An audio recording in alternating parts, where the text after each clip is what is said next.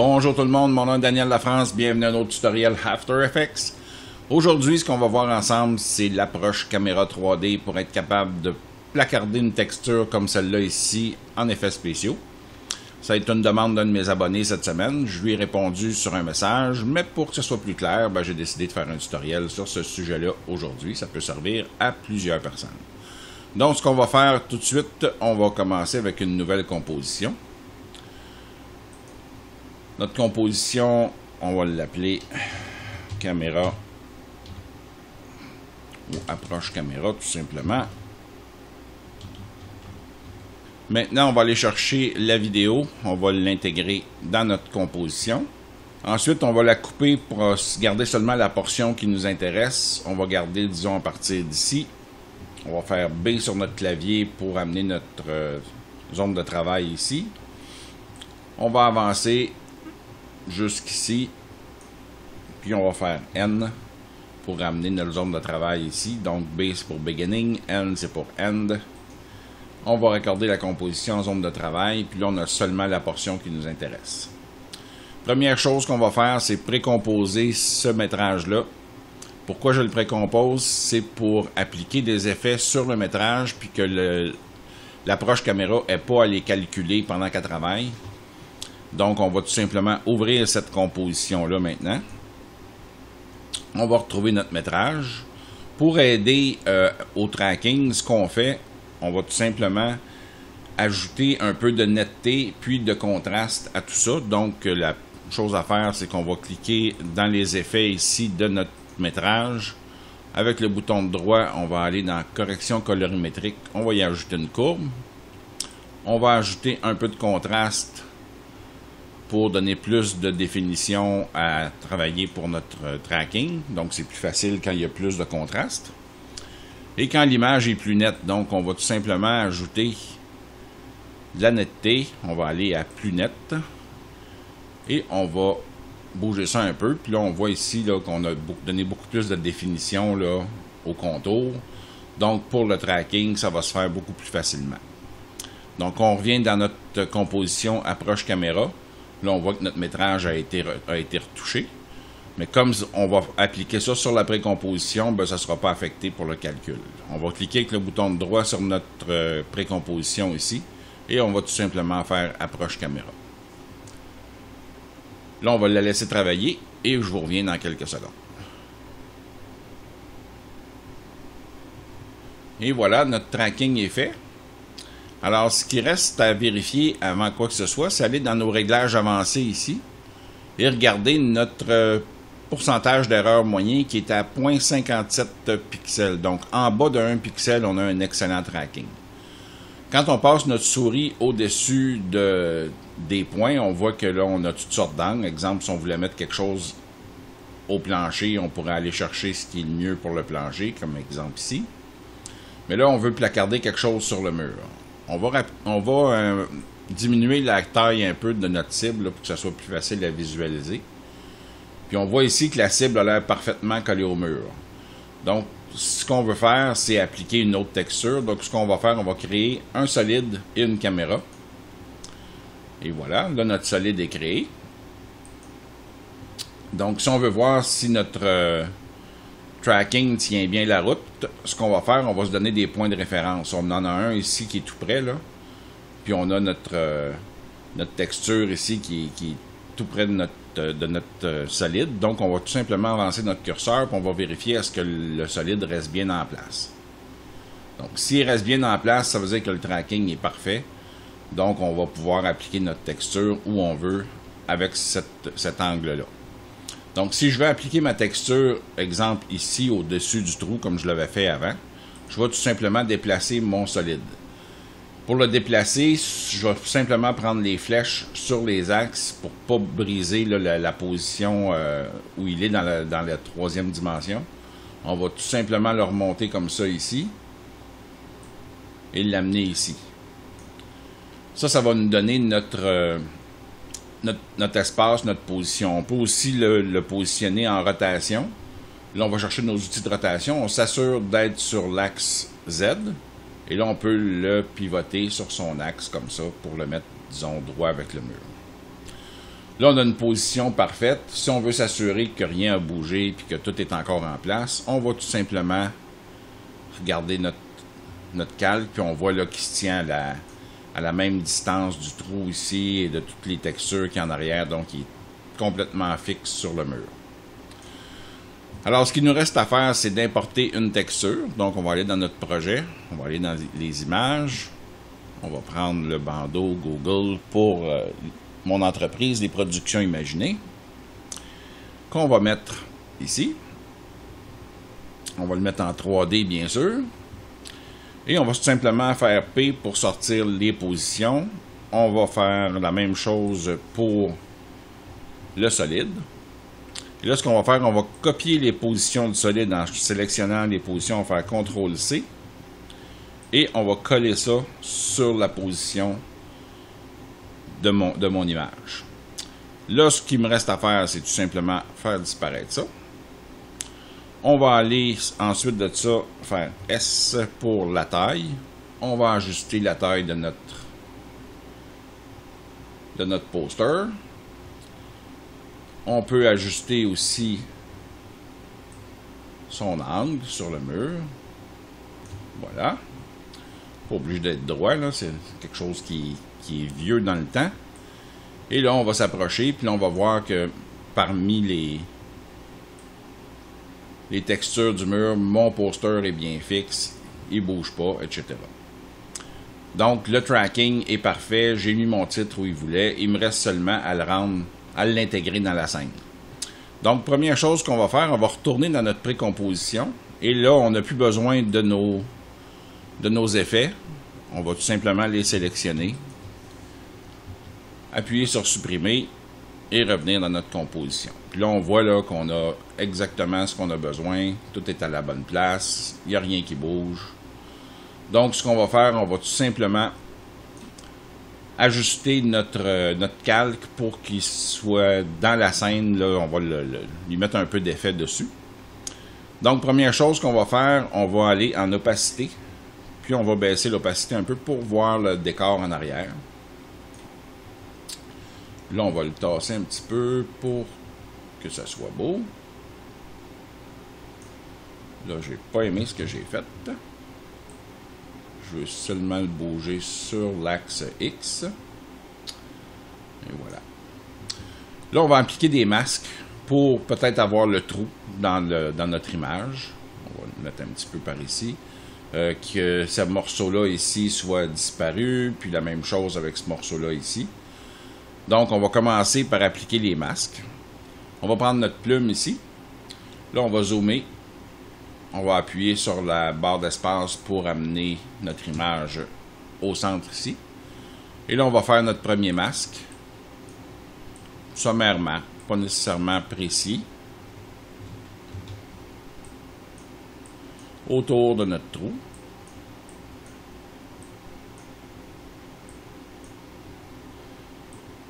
L'ajuster comme il faut ici.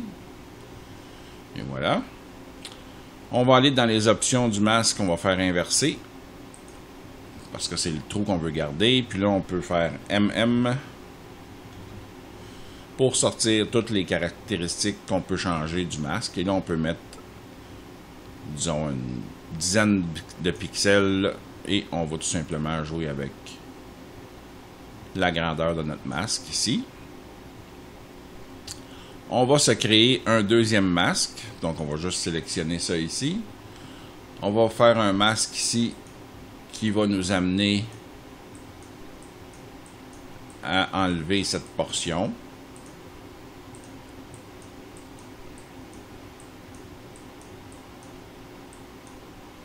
On voit que c'est très sommaire comme masque. On n'a pas besoin de le... On va encore sortir ici ça pour mettre encore une dizaine de pixels. On va aussi donner un peu plus d'expansion au masque. Peut-être 2 pixels maximum. Et on peut en mettre tant qu'on veut comme ça. Là, on va simplement en faire un autre ici.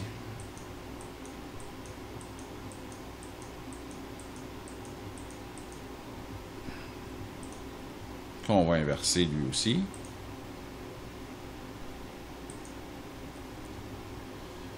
Non, c'est pas inversé, c'est soustraction. On va soustraire. On va soustraire notre autre masque ici. On va ajuster notre masque ici, la même chose, une dizaine de pixels, environ 2 ici. Et voilà. Maintenant, pour lui donner un air un peu plus réaliste, ce qu'on va faire, c'est ajouter des effets à notre poster. On va commencer par un contour brut. Disons, si on arrive ici, on va aller en esthétique. Contour brut. Donc, le contour brut, on va tout simplement jouer avec les paramètres jusqu'à ce que ce soit à notre goût. On va mettre un peu moins de complexité. Netteté du contour,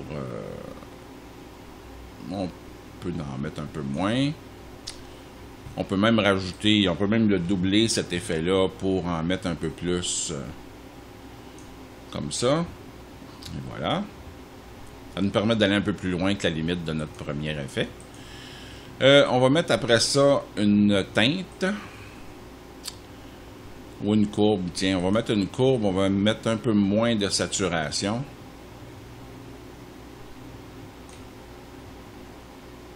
Là, on pourrait tout simplement aussi sortir l'opacité puis remettre ça. Peut-être pas à 100%, mais à 97, 98, là. Qu'on voit quand même un petit peu au travers. Là, on voit qu'avec l'expansion des masques, là, je peux aller replacer l'expansion des masques.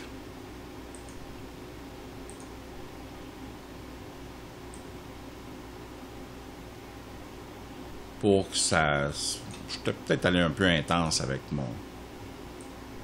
deuxième contour. On va y revenir comme ça. Voilà. La même chose pour les autres expansions de masque. On va tout simplement y aller un peu moins fort. On va ajuster notre autre masque ici. Ça nous donne un petit peu l'effet de papier déchiré là, qui serait décollé sur le mur. On a nos parties qui sont complètement décollées avec le plâtre en dessous. Là, on va ajouter à ça une teinte pour enlever un peu de saturation. On va enlever le facteur, on va le diminuer, disons, à 66, 69, comme ça. Là, quand on revient, on voit que c'est déjà mieux adapté à la scène. Ce qu'on va rajouter à ça maintenant, c'est une texture. On va aller tout simplement dans nos effets. Je crois que c'est encore dans l'esthétique. Texture, plaquage de texture. Là, on va le mettre complètement en haut. Ici. On va aller chercher une texture que j'ai trouvée dans mes textures que j'ai sur mon ordinateur. C'est pas important, vous pouvez aller chercher ça sur Internet, n'importe où. Ce qu'on va faire, on va amener ça dans notre composition. On va fermer des petites choses pour voir où on est rendu. On va mettre la texture complètement en dessous de la vidéo parce qu'on n'en a pas besoin. On va tout simplement retourner dans nos effets de bandeau. Et on va attribuer la texture ici. Et on va diminuer son... Là, je la trouve un peu intense. Fait que ce qu'on va faire, au lieu de placarder la texture avec ça, on va tout simplement la précomposer.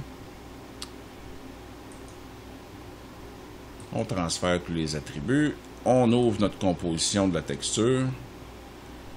Puis là, ce qu'on va faire, on va tout simplement aller